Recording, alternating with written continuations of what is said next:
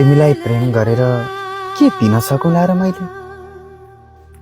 मैले प्रेम चाहेकी हुँ, प्रेम देऊ, त्यो भन्दा बढी चाहना छैन मेरो। चाहनाहरू त बहाना थपिएपछि बढ्छ भन्छन्। के थाहा तिमीले प्रेम चाहँदा चाहँदै कुनै दिन मलाई चाह्यौ भने।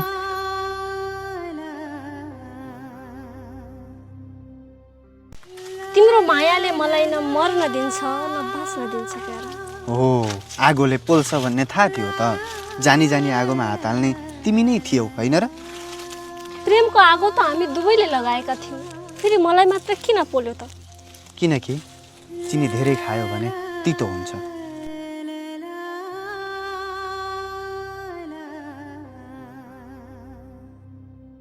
सखा कति बज्यो? 4:30 भयो। यसमा चाहिँ एउटा कुरा सोध्छु है, सोध्न न। तपाईँ घडी किन लगाउनुहुन्न? मन पर्दैन। किन?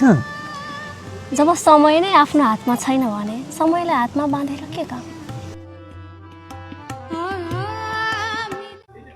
यतिसम्मको झुकाव जरुरी छ र? नभाँचिदासम्म फल लागेको आँगा झुकेकै हुन्छ प्यारी। अनि भाँचिएपछि? ऊ पक्कै आफै भाँचिन्न। तेस्रो कारण हुन्छ सायद। भाँचिनुभन्दा फल झर्नु उचित हो भने छुटिनुभन्दा टाढिनु ठिक होइन र? त्यो त तिमीमा निर्भर हुने कुरा हो। म हाँगा हुँ, सकभर बचाउन खोज्छु, तर तिमीलाई छुटिनु नै छ भने त हावाको बहाना बनाऊ।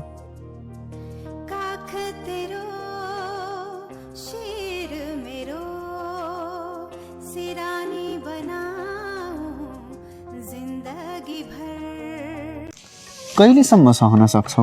जहिलेसम्म प्रेम गर्न सक्छु। प्रेम त छुट्टिएर पनि गर्न सकिन्छ होइन र? बिना साथको प्रेमको के अर्थ रह्यो र? प्रिया, सबै साथ पाएकाहरूले प्रेम पाएका हुन्छन् भन्ने छ र?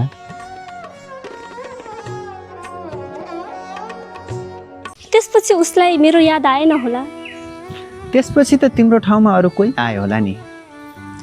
अनि मैले किन उसको ठाउँमा अरू कसैलाई राख्न सकिनँ?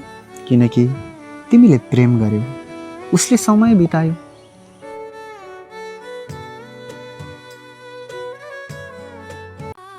अब अन्तिम प्रश्न सोधौँ। हुन्छ, सोध न। साँच्चै हामी के कारणले छुट्टिएका थियौँ? प्रिया, तिमीले म बाहेक सबै चिज सोच्यौ, मैले तिमी बाहेक केही सोच्न सकिनँ। यति धेरै प्रेम गर्थ्यौ भने छोड्न कसरी सके? प्यारी, मैले प्रेम गर्न कहाँ छाडेको छु र? यसो भन्दैमा मलाई नदुख्नु पर्ने हो र? सबै चोटहरू पीडा होस् भनेर कहाँ दिइन्छ त? आमाको झापडमा पनि ममता हुन्छ।